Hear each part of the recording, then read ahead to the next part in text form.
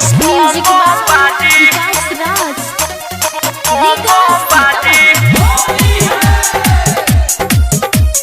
होली में पायल लगा के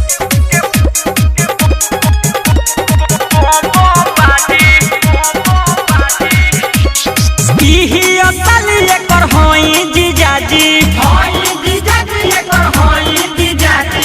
इही असली एकर होई जीजाजी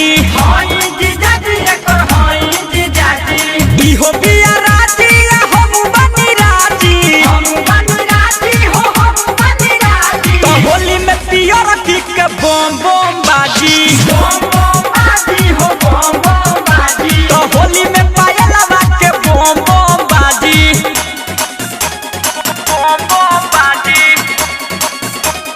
बम बम बाजी। Ambe Recording Studio, Delhi. Presented by Ragini Music. आपस के बात बाई केहू नहीं बोली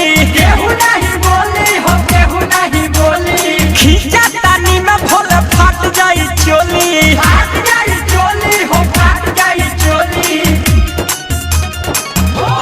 आपस के बात बाई केहू नहीं बोली खींचा तानी में भोल फाट जाई चोली आ नया की नहीं पैसा लेके दिया जी होली में पायल लगा के बम बम बाजी बम बम बाजी बम बम बाजी होली में पायल लगा के बम बम फेंकी पिचकारी तो आइए करो मजा लगई है पटक के आजू बुले तो राजा